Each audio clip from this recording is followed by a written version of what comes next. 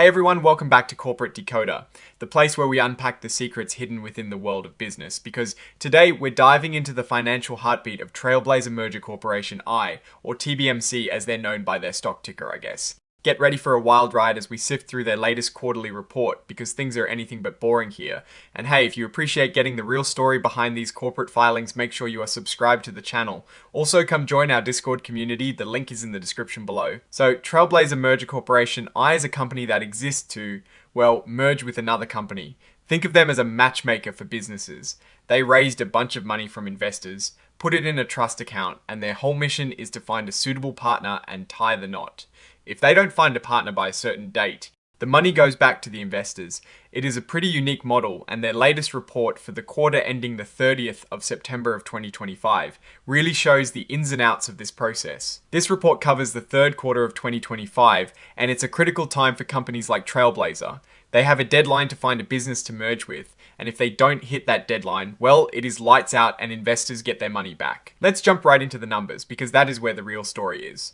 Looking at their balance sheet, we see that as of the 30th of September 2025, they had about $19,000 in cash. That might sound low, but for a company in their stage, the real action is often in their trust account. And wow, that trust account is where a significant chunk of their assets are parked. They have over $27 million in marketable securities held in their trust account. This is essentially the nest egg they've set aside to make a business combination happen. Now, out of that trust account, over $23 million is marked as restricted.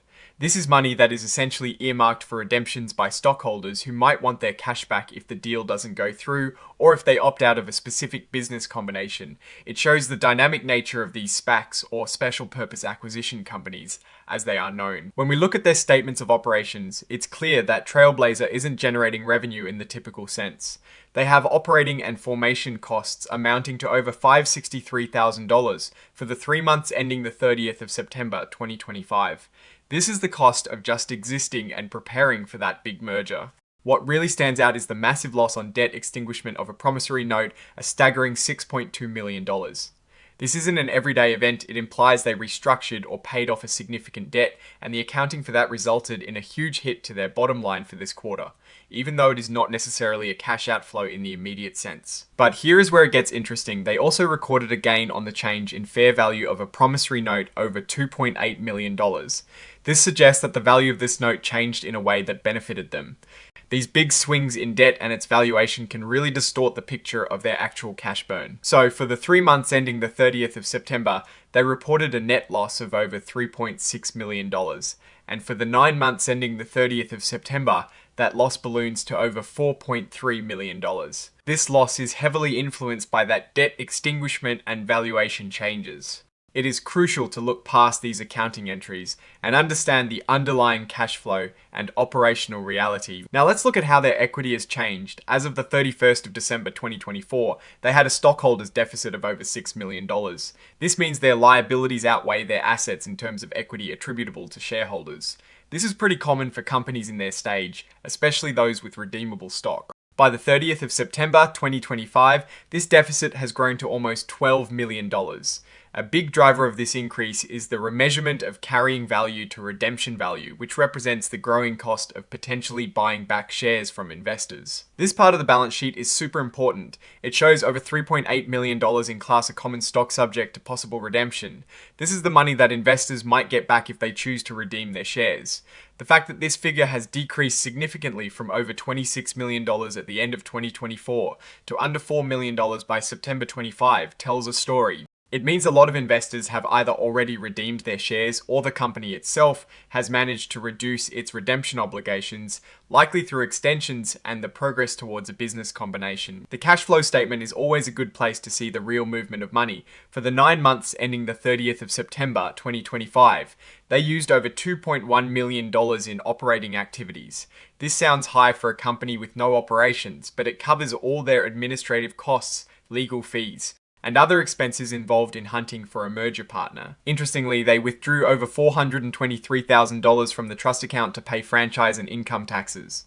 This shows they are using the funds held in trust for legitimate expenses, but it also highlights the fact that even the safe money in trust isn't entirely untouchable. So, why all these complex financial maneuvers? Well, Trailblazer was incorporated in Delaware in late 2021. Their whole purpose, as this note explains, is to find a business to merge with. They have subsidiaries, and on the 22nd of July 2024, they entered into a merger agreement. This is key. It means they found a potential partner. Cyebra Strategy Limited, an Israeli company. The structure involves multiple mergers to eventually make Cyebra a subsidiary of Trailblazer's holding company, which will then be renamed. This is the end game they've been working towards. This merger is the critical event that will redefine the company. Their fiscal year ends on the 31st of December, which is pretty standard. They went public on the 28th of March 2023. That's when they sold their units, which are essentially a package of stock and rights at $10 a unit. They raised a hefty $69 million in that offering. And importantly, at the same time, they sold special units called placement units to their sponsor group, Trailblazer Sponsor Group, LLC. That brought in another nearly $4 million. Almost all of that money, a massive $70 million, went straight into that trust account. This trust account is the lifeblood of a SPAC. It's there to protect investor capital until a deal is struck or the company liquidates. They describe how this money can be used for a business combination, and if not, it is returned. A crucial rule here is that the business they merge with must be worth at least 80% of the assets in the trust account. This is to ensure they are buying something substantial, not just a tiny operation. The sponsor, the big investor who helped create the SPAC, has agreed to a special deal. They typically waive their right to get their initial investment back in exchange for founder shares or other benefits. This shows their commitment to the success of the merger. This company has used extensions. The board approved extensions multiple times, pushing their deadline further out. This implies they needed more time to finalize their business combination with Cyebra. Each extension often involves the sponsor putting more money into the trust account, showing their continued belief. Here is the critical part for this report. As of the 30th of September, they have until the 30th of November to get this done. That is a very tight window. If they don't, it is liquidation time. Management is honest about this, stating there is substantial doubt about their ability to continue as a going concern if the merger doesn't happen. There is also a mention of the Inflation Reduction Act and its impact. It introduces a 1% excise tax on certain stock repurchases. SPACs often involve redemptions, so this tax could affect the cash available for the business combination. They've recorded significant excise tax payable, showing this is a real cost they're dealing with. This section explains how they account for things. They're an emerging growth company, which means they get some breaks on reporting rules, but they're still following us generally accepted accounting principles, or GAI-8. They also explain how they calculate earnings per S-hair. For most of 2025, they're reporting a loss per S-hair. This is pretty typical for a company before it merges and starts generating revenue. The numbers show a loss of more than 80 cents per share for class of stock in the third quarter of 2025. This is where we see the dealings with the sponsor and insiders. The sponsor bought founder shares for a very small amount, but these shares often convert to class of stock and have special voting rights until the merger. They also have a promissory note with the sponsor. This is like a loan from the sponsor to the company, often to help cover operating costs. The amount has been increased several times, reaching over $4 million at one point. The important part here is that this note was extinguished and restated, leading to that big loss on debt extinguishment we saw earlier. The accounting for this complex debt transaction is quite significant. It was initially valued at almost $10 million, but by the 30th of September, its fair value had decreased to over $7 million. This covers agreements and potential future obligations. The underwriting agreement is a big one. They paid a cash underwriting discount initially, but a significant portion, over $2 million, is deferred and only paid if they actually complete a business combination. This is a strong incentive for the underwriters to see the deal through. This note reiterates the merger agreement with Cyebra. It outlines the structure clearly. They're also planning a PIPE investment, which stands for Private Investment in Public Equity. This is where new investors put money in at the time of the merger, often at a set price, to help fund the combined company.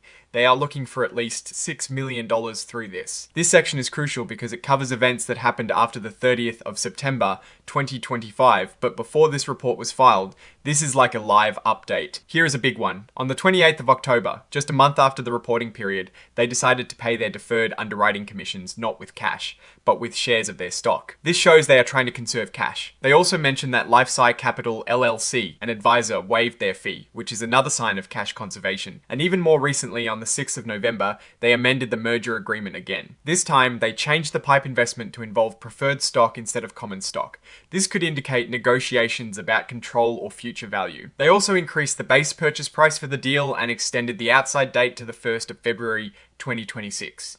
This shows the deal is still in flux and potentially more complex than initially planned. Now, let's hear from management themselves. They acknowledge they have no operations to speak of and generate no revenue.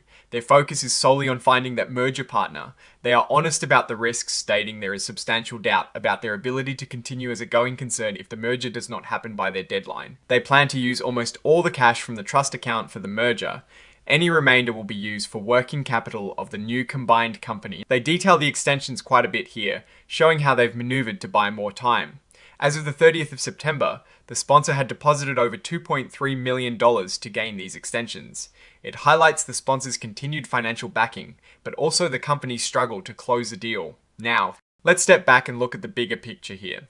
Like a seasoned investor looking for value, Trailblazer, or TBMC, is in many ways a bet on their target company, Cyabra. The financials we see are primarily that of a shell company with a ticking clock and a lot of cash in trust. The massive loss on debt extinguishment and the gain on the fair value of that promissory note point to complex financial engineering, likely aimed at structuring the deal with Cyabra in a way that works for everyone, especially managing convertible notes and preferred stock implications. This isn't a fundamental business performance report. It is a report about the process of a business combination. The company's future hinges entirely on closing the deal with Cyabra. The extensions and amendments to the merger agreement show that this has been a challenging process. The fact that they're paying deferred underwriting fees in stock and potentially waiving advisory fees with stock shows a strong focus on conserving cash at this stage. This is smart, but it also means less cash available for the combined entity post. Merger, the biggest risk, as management themselves state, is the deadline. If they don't close by March of 2026, the company liquidates for investors. It is crucial to believe in Cyabra, the Israeli company, and the viability of this specific merger. Any investor in Trailblazer is essentially an early investor in potential Cyabra, and the terms of that merger as seen in the recent amendments are critical. The key takeaway here is that while the balance sheet looks solid due to the trust account, much of it is not truly operational cash. The company's success is in the hands of the merger closing with Cyabra. The recent amendments and the approaching deadline make this a high-stakes situation. Alright, that is our breakdown of Trailblazer Merger Corporation as latest filing. What is your take on these numbers and what they signal for the company's future? Do you think they will successfully merge with Cyabra, and what does that mean for the stock? Drop your thoughts in the comments. If this analysis was valuable, hitting that like button really helps, and subscribe for more deep dives into the world of corporate finance. Don't forget to check out the Discord in the description. Thanks for watching. See you next time.